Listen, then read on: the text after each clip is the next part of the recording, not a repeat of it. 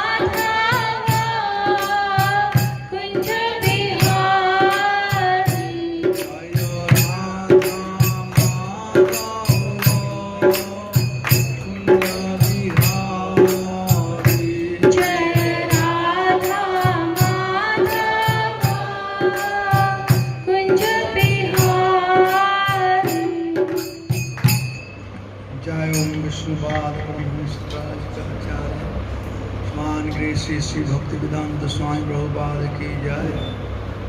अनंत कोटि वैष्णव वृंद की जय। ग्रंथराश्रम भागवतम की जय। हरे कृष्णा। तो कल शाम को आप में से कितने लोग वहां पर पधारे थे?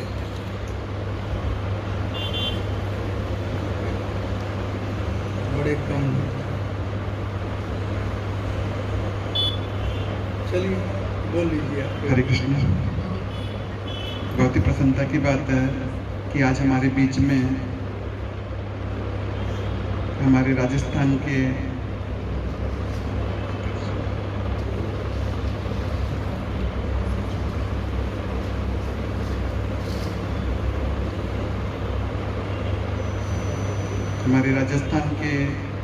यूपी के, बिहार के, छत्तीसगढ़ के, नहीं भाई छत्तीसगढ़ और मध्य प्रदेश मत रखो ना, गड़बड़ हो जाएगा। गुजरात, उड़ीसा, यूपी, बॉम्बे, इनके जोनल सेक्रेटरी हैं देवकीनंदन प्रभु जी। इनका सिक्कर आगमन हुआ है और 16 साल की एज में श्रील प्रभुपाद के प्रति, इस आंदोलन के प्रति समर्पित हो गए। गृहस्थ है लेकिन प्रभुपाद के मनोभाव को समझा और प्रचार के अंदर अपना संपूर्ण जीवन लगा दिया। प्रभु जी श्रीमद् भागवतम कथा के लिए बहुत फेमस है। भागवतम में 18,000 श्लोक है। किसी भी श्लोक पे चर्चा करनी है तो प्रभु जी बहुत अच्छे से उसको और इतनी सरल भाषा में समझाते हैं कि हर एक व्यक्ति उसको समझ सकता है।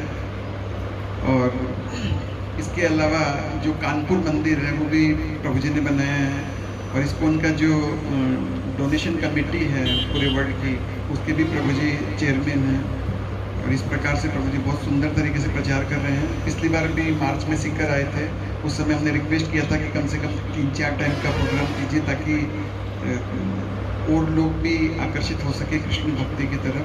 तो प्रभु जी ने हमारा रिक्वेस्ट स्वीकार किया और कल रात को आए थे और अभी प्रोग्राम कर ही रहे हैं। और शाम को प्रकाश जी सर आपके घर पे रहेगा तो आप लोग वहाँ भी आ सकते हैं। और बहुत सुंदर तरीके से प्रभु जी ने अपना जीवन पूरा इस आंदोलन के प्रति समर्पित किया है। और हर एक पे प्रभु जी और चाहते क्या हैं कि हर एक व्यक्ति भगवान का भक्त बने। और इसीलिए ये रोज 20 दिन का राजस्थान टूर का प्रोग्राम है, भी कंटिन्यू आगे से आगे जाते जाएंगे। इसके पहले उज्जैन में थे, मतलब 365 दिन में बहुत कम दिन ऐसे होते होंगे जिसमें प्रचार का कार्य नहीं होता है। हर एक दिन क्लास देना इस तरह से भगवान के प्रति समर्पित है। और टीवी में आपने कलर्स टीवी पे आत्मा सीरियल कलर्स पे भी आया हुआ है, और हरे कृष्णा टीवी है, उस पर भी आत्मा सीरियल है, उसमें भी प्रभु जी बहुत अच्छे से प्रवचन करते हैं आत्मा सीरियल में। तो हम सब प्रभु जी के बहुत बहुत आभारी हैं, और प्रभु जी का वेलकम हम प्रणाम मंत्र से करेंगे। वांछा कल्पतरुभ्यश्च कृपा सिन्धुभ्यैव च पतितानां पावनेभ्यो वैष्णवेभ्यो नमो नमः। और हमारे जयपुर मंदिर के अध्यक्ष टेम्पल प्रेसिडेंट हिचकिरेश पंचरत्न प्रभु जी भी यहाँ पधारे हैं। प्रभु जी वैसे न्यूजीलैंड से हैं, और लास्ट टाइम फरवरी में भी प्रभु जी सिक्का रखे गए थे। और राजस्थान के जो रीजनल सेक्रेटरी हैं वो, और बहुत सारी सेवाएं और आप कभी जयपुर मंदिर जाएंगे तो इतना सुंदर मंदिर, इतनी सुंदर उसमें कलाकारियाँ हुई है, सारी प्रभु जी की देख रेख में हुई है, और बहुत सुंदर तरीके से प्रभु जी पूरे राजस्थान को संभाल रखे हैं। हम इन सभी का वेलकम 3 बार हरि बोल बोल के करेंगे। हरि बोल, हरि बोल, हरि बोल, हरि बोल, हरि बोल। और हिंदी वाला दे दीजिए हम अपना मोबाइल।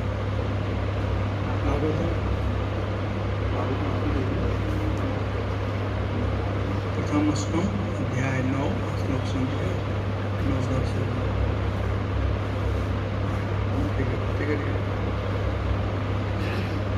हरे कृष्ण।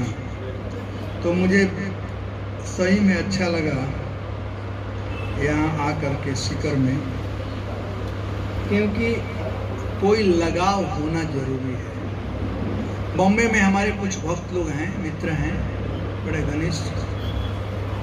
आप लोग बियानी परिवार हैं, किशोर बियानी, लक्ष्मीकांत बियानी, विनोद बियानी, कैलाश बियानी, और अपने कमेटी के मेंबर भी हैं, बड़े अच्छे मित्र हैं।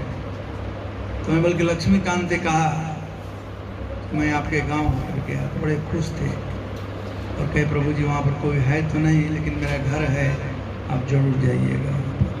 शायद वो लोग स्कूल भी यहाँ बनवाए हैं, बियानी का स्कूल एनीवे। तो ऐसे भी, और राजस्थान मेरा कार्य क्षेत्र है, तो मैं सोचा था कि राजस्थान टूर में मैं भागवत महापुराण से भीष्म स्तुति का जो प्रसंग है 9वां अध्याय, उसी पर हम लोग विचार करेंगे, उसी का हम कथा करेंगे आप लोगों के मध्य में। तो कल एक श्लोक मैं लिया था,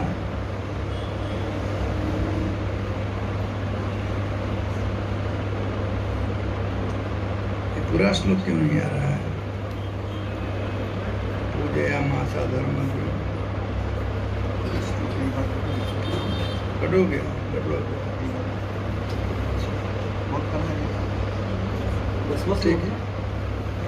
ठीक है, कोई बात नहीं।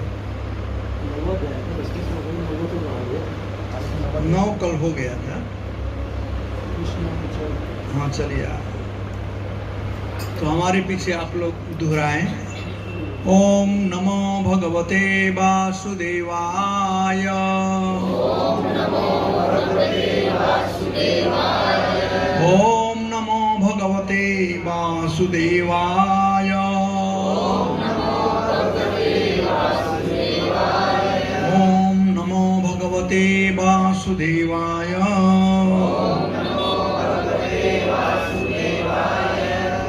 तो श्लोक ले रहे हैं हम लोग। 9वां अध्याय है, श्लोक संख्या 12, 1, 9, 12।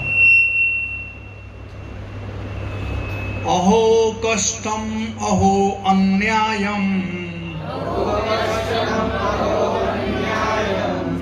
यम जुवम धर्मनंदनः जीवितुं नार्थ क्लिष्टं विप्रधर्माच्युताश्रया। अनुवाद।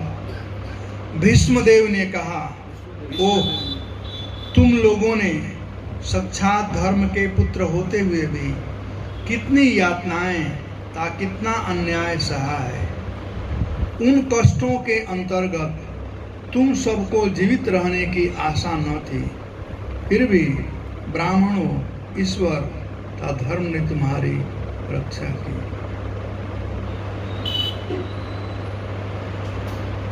महाराज युधिष्ठिर कुरुक्षेत्र युद्ध में महान नरसंहार से अत्यंत विचलित थे।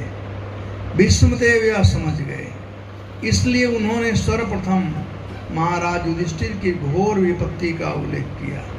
वे अन्याय के कारण ही इस कठिनाई में पड़े थे और कुरुक्षेत्र का युद्ध इसी अन्याय के विरोध में लड़ा गया था। इसलिए उन्हें इस घोर नरसंहार के लिए शोक नहीं करना चाहिए। वे पांडवों को विशेष तौर पर यह बताना चाह रहे थे कि वे लोग सदा ही ब्राह्मणों, भगवान तथा धर्म द्वारा रक्षित होते रहे हैं। अतएव जब तक वे 3 महत्वपूर्ण साधनों के द्वारा सुरक्षित हैं, तब तक निराशा होने की कोई कारण नहीं है। इस प्रकार भीष्मदेव ने महाराज को उनकी निराशा मिटाने के लिए प्रोत्साहित किया। जब तक कोई मनुष्य भगवान की इच्छा के साथ पूरा तालमेल बनाए रखता है, प्रमाणिक ब्राह्मणों तथा वैष्णवों द्वारा निर्दिष्ट होता है और धार्मिक सिद्धांतों का दृढ़ता से पालन करता है, तब तक उसके निराश होने का कोई कारण नहीं, भले ही जीवन की परिस्थितियाँ कितनी विषम क्यों न हो। इस परंपरा में एक महान सत्ता होने के नाते भीष्मदेव पांडवों को यह बात समझाते हैं। ओम ज्ञानतिमिरान्धस्य ज्ञानाञ्जनशलाकया चक्षुर्मिलितं येन तस्मै श्रीगुरवे नमः। जय श्री कृष्ण चैतन्य प्रभु नित्यानंद, श्री अद्वैत गदाधर श्रीवासदि गौरभक्तवृंद। हरे कृष्णा कृष्णा कृष्णा हरे हरे, हरे राम राम राम हरे हरे। तो कल कथा बताई गई थी कि पितामह भीष्म कुरुक्षेत्र में अकेले सरसैया पर पड़े हुए थे और भगवान के आगमन का प्रतीक्षा कर रहे थे। भगवान के द्वारा प्रोत्साहित करने पर महाराज युधिष्ठिर अपने भाइयों इत्यादि के साथ में पितामह भीष्म से धर्म संबंधी बात सुनने के लिए आए। जब सब लोग वहां पर आए तो पांडवों का पितामह भीष्म से बड़ा घनिष्ठ संबंध।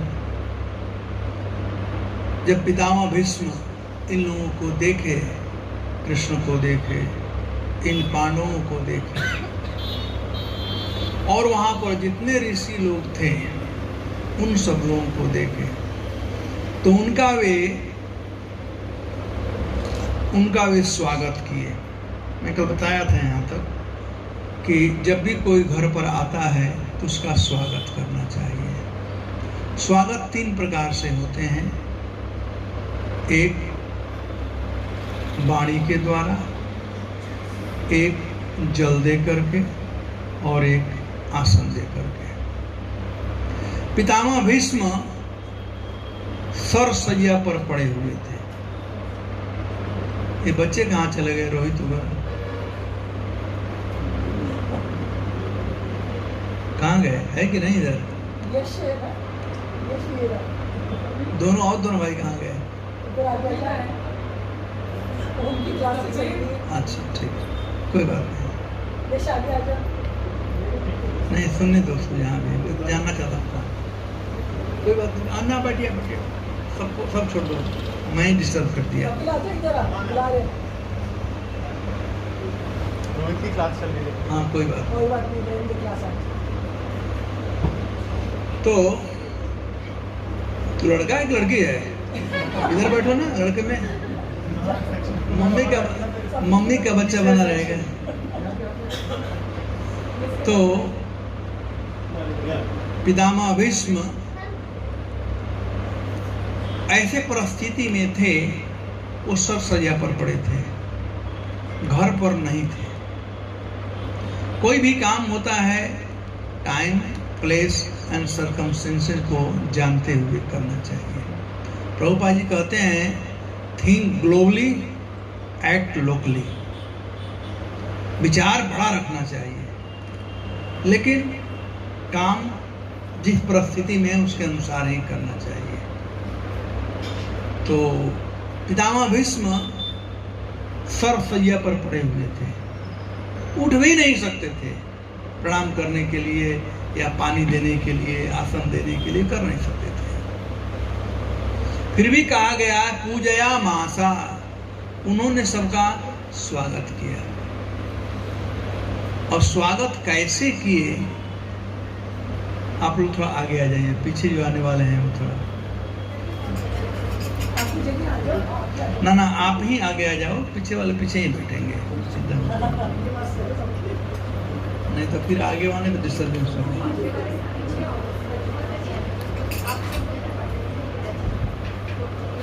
क्या हो गया? नहीं ठीक है,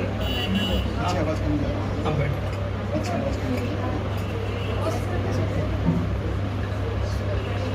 आवाज आ रही है? पीछे आवाज आ रहा है? कम आ रहा है, कम आ रहा है।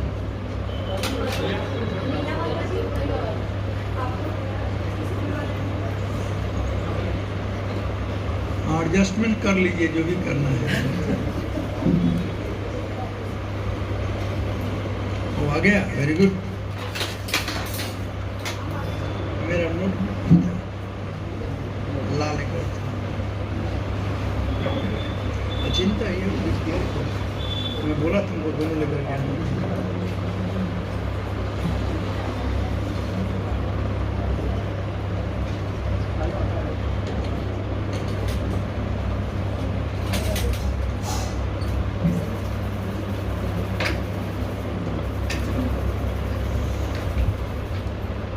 हो गया?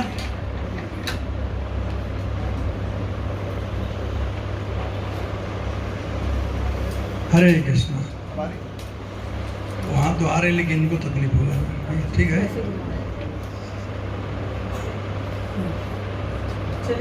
हरे कृष्णा। अब रहने दीजिए, ये साइंस पर ज्यादा डिपेंड करोगे तो मरोगे। बैठो, नेचुरल चीज अच्छा है। तो सब लोगों का स्वागत किए।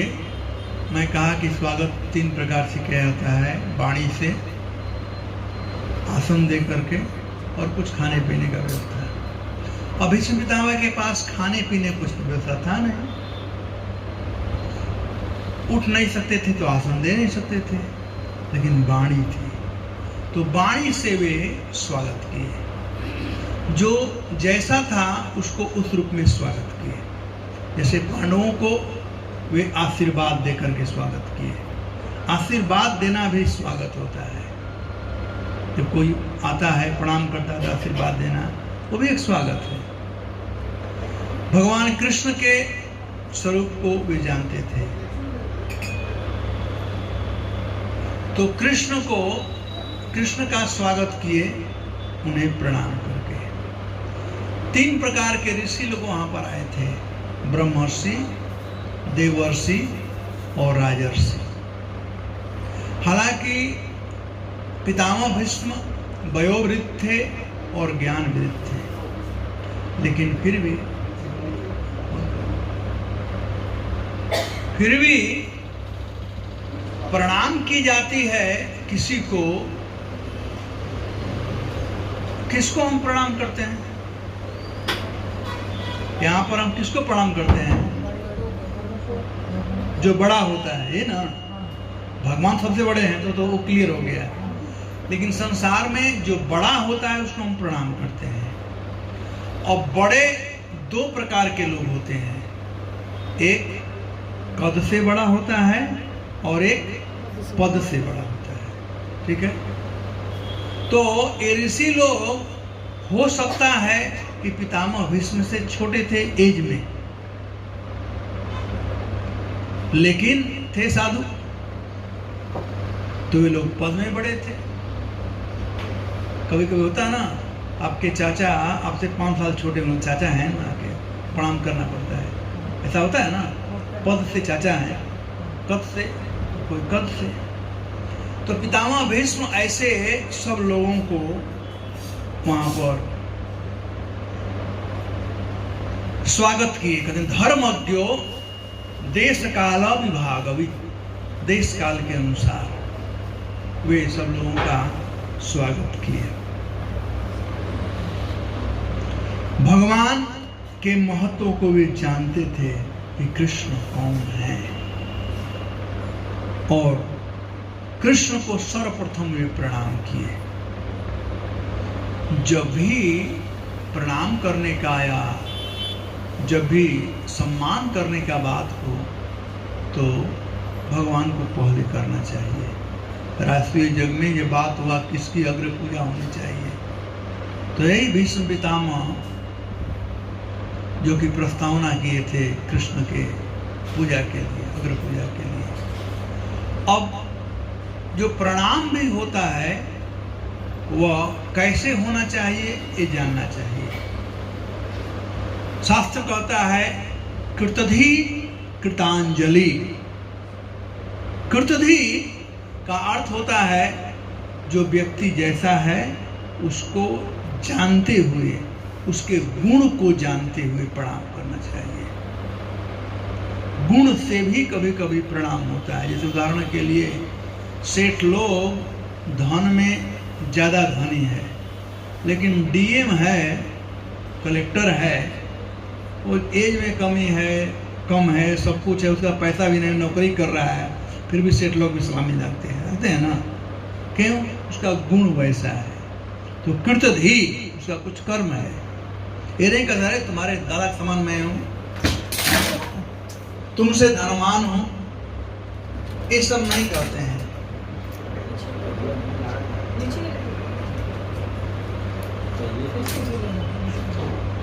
ठीक है, कोई बात नहीं, आप वहीं बढ़ जाए, गिरेगा आप पर गिरेगा।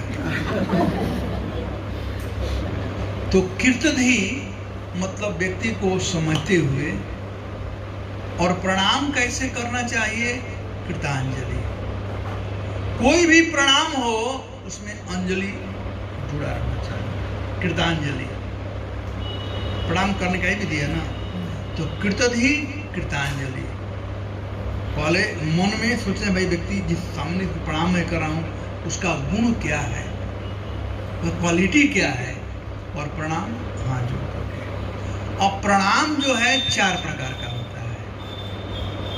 एक कहलाता है अष्टांग, एक कहलाता है षष्टांग, एक कहलाता है नतांग, और एक कहलाता है नमस्ते।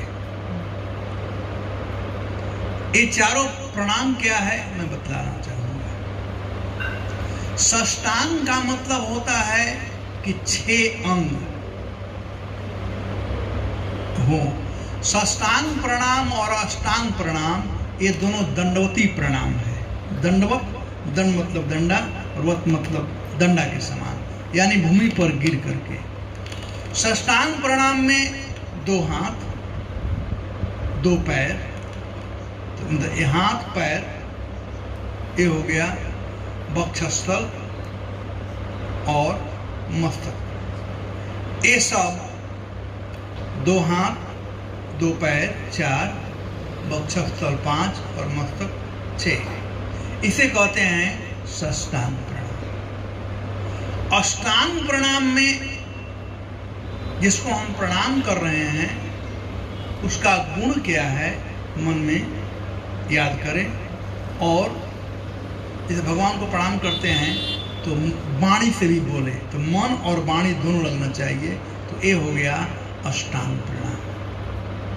उसके बाद नतांग प्रणाम, मतलब नत झुक करके, नतांग जैसे माता जी लोग प्रणाम करती है, चाहे ऐसे झुक करके प्रणाम करना, लेकिन सब परिस्थितियों में हाथ जुड़ा रहना चाहिए। चाहे अष्टांग हो, चाहे षष्टांग हो, चाहे नतांग हो, इसे कृतांजलि कहा जाता है। कृतधि कृतांजलि, हाथ जुड़े रहना चाहिए। और नतांग और परिस्थितियां वो सब करने के लिए नहीं है, तो नमस्ते, नमस्ते आपको मैं प्रणाम कर रहा हूं झुक करके। तो इस प्रकार से ये 4 प्रकार के प्रणाम। अब पितामह भीष्म उसी प्रकार से इन लोगों का स्वागत किए। पूजया मासा, वाणी से भी पूजा होती है। किसी को गाली गलौज कर दो पूजा नहीं होगा, और किसी का गुणानुवाद कर दो पूजा हो गया, वाणी से पूजा होती है। पूजा का मतलब है कि फूल और आरती, यही पूजा नहीं होता है, वाणी से पूजा होता है। सम्मान देना भी पूजा कहलाता है। छोटे लोग बड़े को सम्मान दें, और बड़े को यदि सम्मान देंगे तो बड़े के हृदय से उनके प्रति आशीर्वाद आता है, और वह आशीर्वाद फलीभूत होता है। तो जो भी यंगस्टर हैं, आज हम लोग हाय हेलो में रह जाते हैं, इसको भूल जाते हैं। एक मुझे कथानक याद है, एक बार 2 मित्र गए थे अमेरिका पढ़ने के लिए। तो एक तो बेचारा सोचा कि बाप कमा करके पैसा व्यवस्था कर रहा है, मैं पढ़ने आया हूं तो मैं पढ़ूंगा। और दूसरा जो मित्र था वह अमेरिका जानने गया था, तो अमेरिका का कल्चर वो सीखने लगा, और परिणाम वही हुआ जो होना चाहिए। जो अमेरिका का कल्चर सीखने गया वो फेल हो गया, तो उसको इंडिया आना पड़ा। और यह जो पढ़ने के लिए सही में गया था, पढ़ रहा था, ये भी पढ़ा लिखा, कुछ नौकरी भी किया, पैसा भी कमाया। जब आ रहा था वो गांव, पुनः इंडिया भारत आ रहा था, तो पूरे गांव के लोग उसको रिसीव करने के लिए एयरपोर्ट गए। और जब ही वो बाहर आया, और साथ साथ उसका मित्र भी आया था जो अमेरिका रिटर्न था, अमेरिका से फेल होकर के भले था लेकिन अमेरिका रिटर्न था, वो भी साथ में गया था। और जब वो मित्र आया तो जो मित्र फेल होकर आया था, हाय हेलो दूर से ही हाय हाय करते हुए उसके पास गया, और वो वहाँ से आया तो आकर के अपने दादाजी का पैर छुआ, पिताजी का, माताजी का, जो बड़े बुजुर्ग थे सब लोगों का पैर छुआ। ये देख रहा था, और सब होने के बाद कहता, यार तू इतना दिन अमेरिका रहा, पढ़ा लिखा, नौकरी भी किया, अभी भी तुम्हारा वही पुराना चीज, पैर छूना, ये करना, वो करना, अभी तो कुछ सीख करके नहीं आया क्या? तो ये कहा कि मित्र, तुम इस बात को नहीं समझोगे। ये जो हाय हेलो है ना, वो दूर से होता है, लेकिन यदि हम अपने बुजुर्गों का, बड़ों का चरण स्पर्श कर करके स्पर्श करते हैं और प्रणाम करते हैं, तो उनके दिल से आशीर्वाद आता है, और वह आशीर्वाद फलीभूत होता है। जो आज मैं हूं ना, अपने बुजुर्गों के आशीर्वाद से आज मैं हूं, और तू जो है ना, ये हाय हेलो के चलते हैं। तो इसलिए हम लोगों को भूलते जा रहे हैं, इसलिए बताने की जरूरत पड़ती है कि बड़ों का सम्मान हमें करना चाहिए, वाणी के द्वारा, शरीर के द्वारा, जैसे भी हो सके। पितामह भीष्म सब लोगों को समय परिस्थिति के अनुसार एक किए, और भगवान के स्वरूप को वे जानते थे, इसलिए भगवान को हृदय में स्थापित कर करके, बल्कि स्थान भी दिए, भगवान को हृदय में स्थान दिए और उनका वहाँ पूजा किए। इस प्रकार से जब वे पांडु पुत्रों को देखे, कुंती को देखे, द्रौपदी को देखे, तो उन्हें सब कुछ याद आ गया कि वास्तव में हस्तिनापुर के राज्य के अधिकारी महाराज युधिष्ठिर थे। पांडवों को कैसे कैसे दुख भोगना पड़ा, और उतना ही नहीं, पितामह भीष्म अपने को भी गिल्टी महसूस कर रहे थे, क्योंकि वे राज सिंहासन से बंधे हुए थे। अपने पिताजी को वचन दिए थे कि जो भी राजा होगा उसमें मैं आपका स्वरूप दूंगा। वो जानते थे गलत है, लेकिन जानते हुए भी अपने वचन से वे बंधे हुए थे। तो ये सब उन्हें याद आ रहा था। यहां पर वर्णन किया गया है, बड़ा ही एक भावुकतापूर्ण प्रसंग है वास्तव में। पांडु पुत्रान उपासीनान प्रश्रय प्रेम संगतान अभ्याचष्ट अनुरागम अश्रु अंधीभूतेन चक्षुषा। महाराज पांडु के पुत्र पांचों पांडवगण, उनकी माता, सब लोग वहां पर उपासीनाथ, उप मतलब नदी, आसीनाथ मतलब बैठे हुए थे, उनके इर्द गिर्द में घेर करके। जब पितामह भीष्म देखे इन लोगों को और इनके परिस्थितियों को याद किए, पितामह भीष्म एक महाजन हैं, कृष्ण के परम भक्त हैं। भक्त बनने का मतलब ये नहीं कि इमोशन न हो। एक बार एक लड़का भगवान बुद्ध से मिलने गया और भगवान बुद्ध से कहता है कि मैं साधु बनना चाहता हूँ, मैं अभ्यागत बनना चाहता हूँ, तथागत बनना चाहता हूँ। तो बोले बहुत अच्छा। तो कहता है मैं तथागत बनता चाहता हूँ, लेकिन जब माता पिता या सगे संबंधी दिखाई पड़ते हैं तो उनमें मेरा लगाव चला जाता है। आप आशीर्वाद दीजिए कि मेरा लगाव किसी में न रहे। तो भगवान बुद्ध ने कहा तब तुम पत्थर बन जाओ। जब तक से मनुष्य रहोगे तब तक से दिल रहेगा और फीलिंग होगी। जिसका हृदय पत्थर का हृदय, पत्थर में फीलिंग नहीं होता है, तो मनुष्य रहोगे तो फीलिंग रहेगी, चाहे कितना भी बड़ा भक्त क्यों न बन जाए। पितामह भीष्म महाजन हैं, लेकिन इनका फीलिंग देखिए कि जब देखे इन पांडवों को,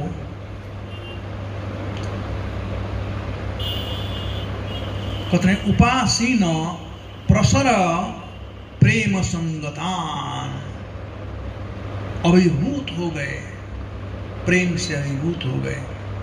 और उन लोगों को बधाई तो दिए हैं, साथ साथ प्रेम के चलते अश्रो अंधीभूतेन चक्षुषा, उनका आंख जो था आंसू आ गए, जिसे अस्पष्ट से दिखाई भी नहीं पड़ रहे थे, धुंधला सब लोग दिखाई पड़ रहे थे।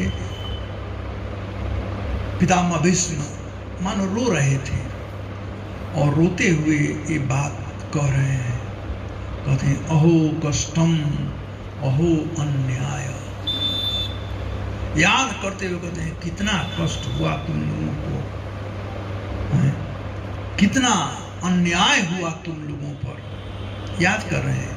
कहते हैं यम जुअम धर्मनंदना, तुम लोग धर्म में ही आनंद लेने वाले हो। और दूसरा अर्थ होता है धर्मनंदना, कि तुम धर्म के पुत्र हो। युधिष्ठिर इत्यादि धर्म के पुत्र थे, महाराज पांडु के पुत्र नहीं थे, लेकिन धर्म के पुत्र थे। कुंती जो थी वो धर्म से उन लोगों को प्राप्त की थी, महाराज पांडु के आशीर्वाद से। यहाँ पर समय धर्म नंदना मतलब जो धर्म में ही आनंद लेने वाले हैं। तो जो व्यक्ति धर्म में आनंद लेता है, उस पर कितना भी कष्ट आए, कितना भी अन्याय हो, लेकिन वह व्यक्ति दुखी नहीं हो सकता है, दुखी नहीं हो सकता है। लेकिन जो धर्म में स्थित नहीं है, वो पग पग में दुखी रहेगा।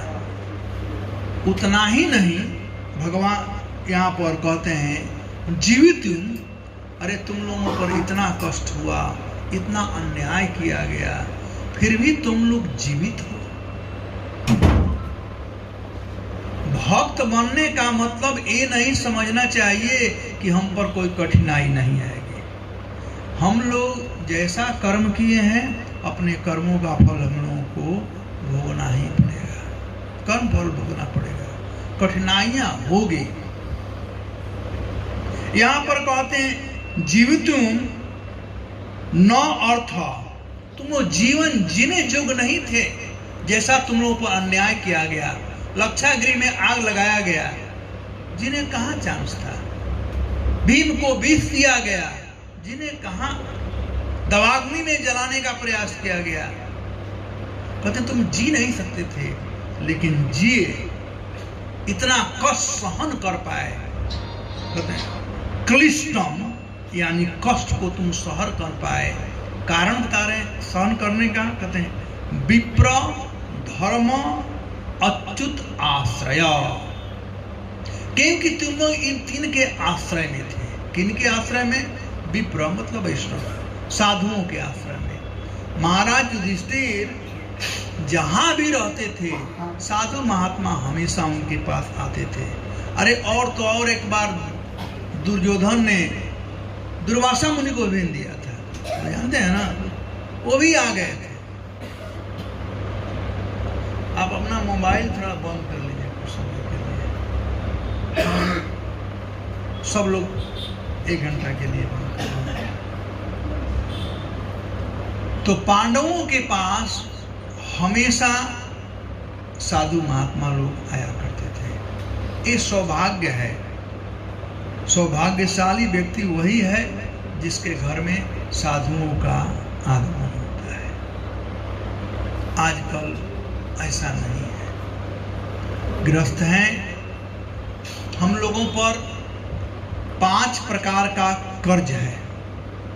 सुखी वही हो सकता है जो ये 5 कर्ज को चुका देता है। संसार में जब कर्जदार, आजकल कर्जदार भी आनंद से रहते हैं, दूसरे का पैसा लेकर मजा मारते हैं। वो मांगने आता था, कहता चल अभी पैसा नहीं है। अब जो कर्जा दिया है उसको हाथ जोड़ना पड़ता, भैया मेरा पैसा दे दो, है ना। पहले ऐसा बात नहीं था। कृपा करके आप लोग, पहले जमाने में गाय चराने वाले, गाय आप लोग देखे हैं ना, इधर है गाय ना, रोड पर ही देखे हुए गाय थे। तो गाय चराने वाले गाय के गले में घंटी बांधते थे कि गाय कहाँ चल रही, पता चलेगा। आजकल हमारे गले में एक घंटी बंधी हुई कि एक गाय कहाँ पर है, तो कम से कम इसको साइलेंस कर लीजिए तो बचा रहेगा। तो मैं क्या बात कर रहा था, कर्जा का।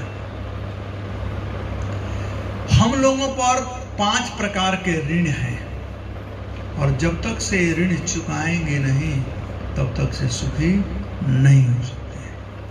प्रथम ऋण है वह है देव ऋण, भगवान का ऋण। यहां पर लाइट जला रहे हैं, इसका बिल देना पड़ेगा। भगवान व्यवस्था किए हैं, इस सूर्य के द्वारा प्रत्येक दिन इतना लाइट आता है। कौन बिल पे करता है? तो बिल नहीं होता है, बिल होता है। वो ऋण है, वो देव ऋण है। तो भगवान का भजन कर करके हम लोग ये देव ऋण पुरा सकते हैं। दूसरा है ऋषि ऋण, साधु महात्माओं के प्रति ऋण। हम लोग तो रोटी कपड़ा मकान में लगे हुए हैं। धर्म का प्रचार कौन करता है? जो लोग घर द्वार त्याग करके और धर्म के प्रचार में, तो उन लोगों के धर्म के प्रचार में सहयोग करना, ये ऋण चुकाना है ऋषियों के प्रति। तो ऋषि ऋण। तीसरा है पितृ ऋण। एक देह को प्राप्त करने के लिए देह की फैक्ट्री लगी हुई है, बासिस का देह है। तो ये देह प्राप्त करने के लिए इनके माता पिता का देह, उनके माता पिता के देह को प्राप्त करने के लिए उनके माता पिता का देह, उनके माता पिता का देह, उनके माता पिता का देह। तो ये पितरों का ऋण है। कपिल सुन रहे हो ना? आजकल के पढ़े लिखे बच्चे को कहा जाए कि भाई अब ये पितृपक्ष चल रहा है, चलो थोड़ा पितरों को जल देना चाहिए, तो वे लोग इसमें विश्वास करते। कौन देखा है यहाँ पर हम जल देंगे तो उनको मिलने वाला है? कौन देखा है? मैं कहता हूँ यदि किसी का बेटा अमेरिका पढ़ रहा हो, उसको पैसे की जरूरत है, हम यहाँ पर रुपया मनी ऑर्डर करते हैं तो उसको वहाँ पर डॉलर मिल जाता है। हम तो रुपये भेज रहे हैं ना, उसको डॉलर मिल जाता है। जब यहाँ पर ऑटोमेटिक ट्रांसफर सिस्टम है तो क्या भगवान के पास नहीं है क्या? वहाँ भी है। यहाँ हम जल देंगे तो हमारे पितर जहाँ भी होंगे उनको वहाँ, मान लो हमारे पितर गाय बन गए तो ये दिया हुआ जल उनको प्रणीत होगा घास के रूप में या जल के रूप में। स्वर्ग में चले गए हैं तो अमृत के रूप में। और यदि भगवान के पास चले गए हैं, भगवान के धाम में गए हैं, तो यहाँ का कुछ भी वस्तु वहाँ पर नहीं जाता है। तो जैसे आप मनी ऑर्डर किए और बेटा कहीं अपना एड्रेस चेंज कर दिया है तो क्या होता है? क्या होगा? मनी ऑर्डर वापस आ जाएगा ना। तो वैसे ही यदि पितरों को देंगे तो उसका फल आपको मिलेगा। तो सब प्रकार से कार्य करना चाहिए। तो दूसरा ऋण है जो है, तीसरा है पितृ ऋण। चौथा ऋण है भूत ऋण, प्राणियों का ऋण। गाय से दूध लेते हैं, गाय का सेवा करना। वृक्ष से फल लेते हैं तो वृक्ष लगाना, वृक्षारोपण करना। आज हम लोग वृक्ष को काटना जानते हैं, रोपना नहीं जानते हैं। तो ये प्राणियों के प्रति ऋण है। उसके बाद भूत ऋण, उसके बाद समाज का ऋण है। तो समाज के लिए कुछ करना। स्कूल पहले लोग तालाब बनाते थे जिसे सब लोग उसका फायदा उठा लें, कुआं खुदवाते थे। आजकल तो हॉस्पिटल, स्कूल, ये सब उसमें नहीं आता है। शास्त्रों में हॉस्पिटल खुलवाने को सामाजिक कार्य नहीं कहा गया है, क्योंकि पहले लोग बीमारी नहीं होते थे। संयमित जीवन जियोगे तो बीमार नहीं होंगे। हमारी दादी कहती थी, आज भी मुझे याद है, कहती थी पैर गरम, पेट नरम, सिर को रखो ठंडा, इस पर भी यदि वैद आए तो उसको मारो डंडा। ये सब जगह है ऐसा। ये सिंपल मेडिसिन है, कितना कामगर है। पैर गरम, कुछ काम करो, निकम्मे बैठे मत रहो, कुछ काम करो, कुछ चलो फिरो। पेट नरम, थोड़ा कम ही खाओ, पेट सॉफ्ट रखो, और कितना भी गुस्सा है ठंडा रहो, बीमारी होगी ही नहीं। तो पहले लोग बीमार नहीं होते थे तो हॉस्पिटल की जरूरत नहीं थी। तो इसीलिए सामाजिक कार्यों में बताया गया है वह है बगीचा लगवाना, कुआं खुदवाना, तालाब खुदवाना, ये सब सामाजिक कार्य बताए गए हैं। तो ये 5 प्रकार के ऋण हैं। इन 5 ऋण को जो चुका लेता है वह व्यक्ति सुखी रहता है इस संसार में। और 5 करणीय कार्य है जो करना चाहिए व्यक्ति को। प्रथम कार्य है सूर्योदय से पहले उठ जाना। भगवान सूर्य हमारा जीवन देते हैं। संसार में साक्षात नारायण दिखाई कोई पड़ता है तो बोलते हैं सूर्य नारायण। सूर्य से हम देख सकते हैं, सूरज के चलते हम देख रहे हैं एक दूसरे को। ये आंख से दिखाई नहीं पड़ता है, सूर्य की रोशनी से दिखाई पड़ता है। रात, घना रात होगा, आंख होगा, दिखाई नहीं पड़ेगा, प्रकाश नहीं है। ये लाइट में जितना है प्रकाश है सूर्य से आता है। सूर्य से हीट उत्पन्न होता है, जो खाते हैं भोजन पचता है वो भी सूर्य के चलते होता है। तो सूर्य साक्षात नारायण है और नारायण आ रहे हैं और हम सोए हुए हैं। ये अपमान नहीं होता और क्या है। प्रधानमंत्री आए तो बिना रात भर नहीं सोएंगे, हैं? तैयारी में लगे रहेंगे, और सूर्य नारायण आ रहे हैं, हम सो रहे हैं। ये किस प्रकार का व्यवस्था है। तो सूर्योदय से 1.5 घंटा पहले इसे ब्रह्म मुहूर्त कहा जाता है, उसमें जुट जाना चाहिए। एक करणीय कार्य करना ही चाहिए। और जगने के तुरंत बाद नित्य क्रिया से निवृत्त मल मूत्र द्वार त्याग कर करके स्नान इत्यादि कर कर स्वच्छ हो जाना, ये दूसरा करणीय कार्य है। तीसरा करणीय कार्य जो है वह है भगवान का भजन करना। सभी लोगों को चाहिए कि सुबह उठते हैं स्नान इत्यादि कर करके भगवान को थैंक यू बोलने जाए, भगवान का भजन करें और घर में जो बड़े बुजुर्ग लोग हैं उनका आशीर्वाद ग्रहण करें। ये तीसरा करणीय कार्य है। चौथा करणीय कार्य है अतिथि सत्कार करना। दो होते हैं, एक होते हैं अतिथि और एक होते हैं अभ्यागत। अतिथि जिनका आने का तिथि मालूम नहीं है, घर में स्त्रियां भोजन बना रही है और कौवा आकर काँव काँव करना शुरू किया है तो समझे कोई अतिथि है ना, अभी भी है ना ऐसा कुछ, तो समझे अतिथि कोई आने, 2 आदमी के लिए एक्स्ट्रा बना दो। तो अतिथि सत्कार करना, लोग सम्मान मानते कहते, घर के बाहर लोग थे अतिथि देवो भव, परिचय है ना इससे। जैसे जैसे जमाना बदलने लगा तो उसको मिटा दिए, फिर लिखने लगे शुभ लाभ, फिर जमाना बदलने लगा लिखे स्वागतम, और पता है आजकल क्या लिखते हैं, कुत्तों से सावधान, फ्रॉम गॉड टू डॉग। क्या जमाना हो गया है। अतिथि को भगवान मानते थे, अतिथि देवो भव। तो ये चौथा करणीय कार्य है, अतिथि का सत्कार करना। और पांचवा दान देना। दान पहले जो भी होता था, दान केवल विष्णु को दी जाती है और किसी को नहीं। हॉस्पिटल बनाने का वो दान दाता नहीं है, हॉस्पिटल बनाने में दिया गया दान दान नहीं होता है, वह चैरिटी है, सहयोग है, सामाजिक सहयोग है। दान केवल विष्णु को दिया जाता है। विष्णु ही एकमात्र वे हैं जो दान को संग्रहण कर सकते हैं। दान जो दिया गया उसका कोई रिटर्न ना मिले, उसे कहते हैं दान। उसका रिटर्न है लेकिन भौतिक रिटर्न नहीं है, आध्यात्मिक रिटर्न है। तो पहले जब भी घर में गल्ला अनाज आता था तो भगवान के लिए निकाल देते थे। स्त्रियां घर में भोजन बनाती थी तो पहले भगवान को अर्पण करती थी।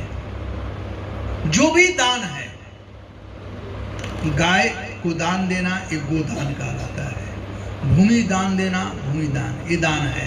कन्यादान, अपने जवान पुत्री हो गई, विवाह के योग हो गई, तो ये बाप का एक कर्तव्य था कि अपनी पुत्री को भगवान को दे।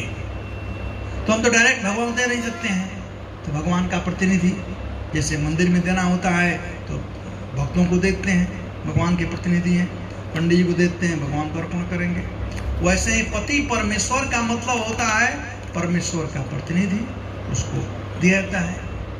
और हमारे स्वेच्छा पर डिपेंड नहीं करता है कि मैं दूं या ना दूं। पुत्री बड़ी हो गई तो विवाह करना नितांत आवश्यक है, हमारी इच्छा पर नहीं है। तो दान जो है वो मस्ट के कैटेगरी में आता है, करणीय है, मस्ट है। सहयोग में इच्छा होना चाहिए, मन करे तो दूंगा, नहीं करे तो नहीं, वो सहयोग, हेल्प करने के लिए। तो एक होता है दान और एक होता है दक्षिणा। जो दान लेता है, दान तो विष्णु के लिए, तो विष्णु कर्म कर देगा, लेकिन वो अर्पण करेगा, आपको क्या मिलेगा? तो उसका फल आपको मिले, इसलिए उसके लिए दक्षिणा का व्यवस्था है। तो दान और दक्षिणा, तो ये 5 करणीय कार्य है। सूर्योदय से पहले उठ जाना, नित्य क्रिया से निवृत्त होना, भगवान का भजन करना, अतिथि सत्कार करना और दान करना, ये 5 करणीय कार्य है। तो जो व्यक्ति 5 करणीय कार्य करता है और 5 प्रकार का ऋण चुका देता है, उसके दोनों हाथ में आनंद ही आनंद है, उसे कोई तकलीफ नहीं है। तो वही बात यहाँ पर विप्र, विप्र मतलब वैष्णव। जन्मना जायतो शूद्र संस्कार द्विज भवे, वेद पढ़े भवेत विप्रा। जो धर्म शास्त्र को जानता है, गीता भागवत रामायण इत्यादि, वो विप्र कहलाता है। तो विप्रों का संगति करना चाहिए, यानी साधुओं का संगति करना चाहिए। गृहस्थों का ये धर्म है। महाराज युधिष्ठिर को नारद मुनि बताए, गृहस्थों के धर्म में कि गृहस्थी गृहेषु अवस्थितो राजन क्रिया कुर्वन्यथोचितः वासुदेव अर्पण साक्षात उपआसितो महामुनि। गृहस्थों को ये 5 कार्य जरूर करना। गृहेषु अवस्थितो राजन, अपने घर गृहस्थ में रहो, बाल बच्चा परिवार साथ में रहो, डिस्टर्ब मत करो किसी को, साथ में भजन करो, साथ में खाओ, साथ में रहो। आजकल साथ में रहकर भी साथ में नहीं है, पत्नी उधर मोबाइल पर है, बेटा उधर मोबाइल पर है, बाप इधर मोबाइल पर है, साथ में रहकर भी साथ में नहीं है। ऐसे गृहस्थी नहीं चलेगा। तो गृहेषु अवस्थितो राजन। दूसरा चीज, क्रिया कुर्व अथोचितः यथा उचितः, उचित कर्म करो, अनुचित कर्म मत करो। क्रिया कुर्वन् यथोचितः। तीसरा है वासुदेव अर्पण साक्षात, जो कुछ भी है भगवान को अर्पण करो, कि सब कुछ उनका ही है। तो दियम वस्तु गोविंदम तुम हमें समर्पित, ये गोविंद आपकी वस्तु है, आप इसे ग्रहण करें। भगवान को पहले हम अर्पण करें और बाद में फिर ले। भगवान दरिद्र नारायण नहीं है, भगवान लक्ष्मी नारायण है, तो उनको अर्पण करें। और चौथा है उप आसितो महामुनि। उप मतलब नदी, आसिता मतलब बैठ करके, महामुनि मतलब विप्र या साधु, उनके साथ बैठ करके हरि कथा सुने। यही बात यहाँ पर कहते हैं पितामह भीष्म कि हे पांडवगण, इतना कष्ट हुआ, इतना तकलीफ हुआ, इतना अन्याय हुआ, अरे कोई व्यक्ति जी नहीं सकता था, लेकिन आज तुम लोग जीवित हो, उसका कारण क्या है? 3 कारण कहते हैं। विप्र, धर्म, अच्युत आश्रय। तुम लोग 3 के आश्रय में, ब्राह्मण वैष्णवों के आश्रय में हमेशा सुनते रहे हरि कथा, विप्र और धर्म। कुछ भी हो जाए धर्म नहीं त्यागना चाहिए। 2 प्रकार का धर्म होता है, एक शरीर का धर्म होता है और एक आत्मा का धर्म होता है। दोनों धर्म को नहीं त्यागना चाहिए। यदि कहीं आ जाए शरीर के धर्म और आत्मा के धर्म में कहीं कंट्रोवर्सी हो जाए, दोनों में से किसको माने, तो हमें आत्मा को धर्म को मानना चाहिए, शरीर के धर्म को छोड़ देना चाहिए। उदाहरण के लिए वसुदेव जी कंस को कहे थे, कंस से कहे थे कि मैं तुमको जितने संतान उत्पन्न होंगे मैं ला करके दे दूंगा। और जब पहला बच्चा उत्पन्न हुआ तो वसुदेव जी लेकर के जा रहे थे। समझ सकते हैं उनके सामने क्या परिस्थिति थी, वो धर्म संकट में थे। एक धर्म तो था कि बाप होने के नाते बेटा का रक्षा करना अपना धर्म है, ये धर्म था। लेकिन दूसरा धर्म था कि वे कंस को वचन दिए थे कि जो भी संतान उत्पन्न होगा उसको मैं तुम्हें सुपुर्द करूंगा। तो 2 धर्म संकट में पड़ गए वसुदेव जी। चूंकि वसुदेव जी हैं, तो उन्होंने सोचा कि इस बेटे का जो संबंध है ये तो देह से है, देह क्षण भंगुर है, लेकिन जो सत्य वचन का जो संबंध है वो भगवान से है, भगवान अमर है, इसलिए उन्होंने बेटा को अर्पण किया। तो धर्म को जानना चाहिए। धर्म हि तत्व निहित गुहाय महाजनो जेन गता सुपंथा। धर्म का जो रास्ता है बड़ा जटिल रास्ता होता है, जटिल रास्ता होता है, लेकिन कैसे समझ सकते हैं? महाजनो जेन गता सुपंथा, जो महाजन लोग या जो श्रेष्ठ लोग जो रास्ता बतलाए हैं उस रास्ते पर चल कर करके। आजकल कॉलेज के बच्चे लोग थे, बाप माँ या दादा दादी कहते थे बेटा चलो भगवान का पूजा करना है, तो पूछते थे हाउ टू डू, कैसे पूजा करें, हाउ टू डू। आजकल के बच्चे को चलो पूजा करना है, why to do. How to do में नम्रता था, हाउ टू डू, और व्हाई टू आजकल कितना अहंकार है। तो धर्म जो है वह नम्रता से प्राप्त होती है, महाजनों के, पूर्वजों के। इन लोगों का एक्सपीरियंस है। जॉब में भी आजकल लोग पूछते हैं कि कितने साल का एक्सपीरियंस है। तो जो हमारे वयोवृद्ध हैं, माता पिता, दादा दादी, उन लोगों को लाइफ का एक्सपीरियंस है और उन लोगों से सीखना चाहिए। वे बच्चे सौभाग्यशाली हैं जो ज्वाइंट परिवार में रहते हैं, उनको ये मिलता है कम से कम।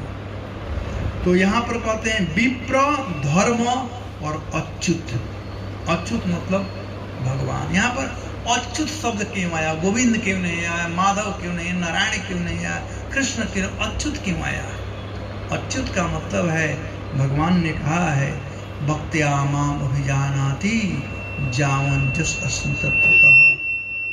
और अर्जुन को भगवान कहते हैं, कौन्तेय प्रतिजानहि न मे भक्त्या प्रणश्यति।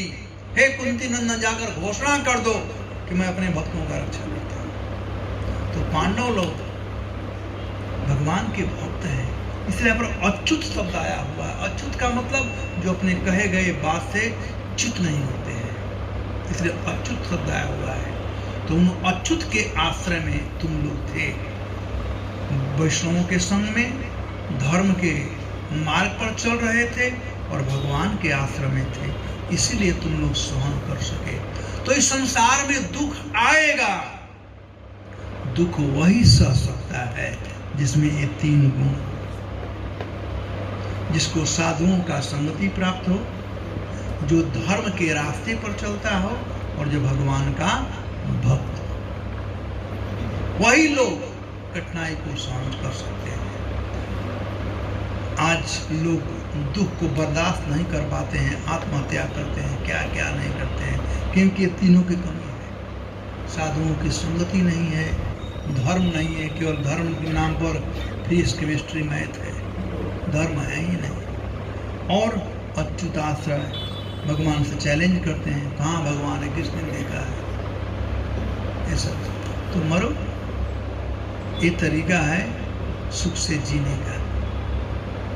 आश्रय लेना चाहिए गुरु वर्ग का, साधुओं का आश्रय ले, धर्म के रास्ते पर चले। धर्म के रास्ते पर चलने से थोड़ा तकलीफ जरूर होता है, लेकिन हमेशा के लिए आनंद की प्राप्ति होती है। शॉर्टकट करने में थोड़ा सुख तो जरूर होता है, लेकिन पूरा जीवन जेल में चढ़ना पड़ता है। जानते हैं ना, कितने लोग बड़े बड़े शॉर्टकट में पैसा कमाए, क्या इज्जत रह गए, जेल में गए, सब कुछ खो दिए। पैसा भले बैंक में रह जाए, क्या फायदा। तो धर्म के रास्ते पर चलना चाहिए और अच्युत के आश्रय में भगवत कीर्तन करते हुए, अच्युत का आश्रय लेने का तो भगवान का कीर्तन करना। इस कलिकाल में आश्रय लेने का सरल तरीका है, हरे कृष्णा कृष्णा कृष्णा हरे हरे, हरे राम राम राम हरे हरे। तो इस प्रकार से पितामह भीष्म इन पांडवों के प्रति बोले। अब आगे का जो श्लोक है उसमें अपने पुत्र वधू कुंती के लिए बोलेंगे। तो शाम का जो श्लोक कथा है वो कुंती के लिए क्या बोले हैं, इस प्रकार से हम लोग आगे बढ़ेंगे। ठीक है, 1 घंटा हो गया, सबको कुछ जाना है, मैं सुबह 10 बजे तक समाप्त करना है, तो थोड़ा ज़्यादा हो गया। धन्यवाद। हरे कृष्णा।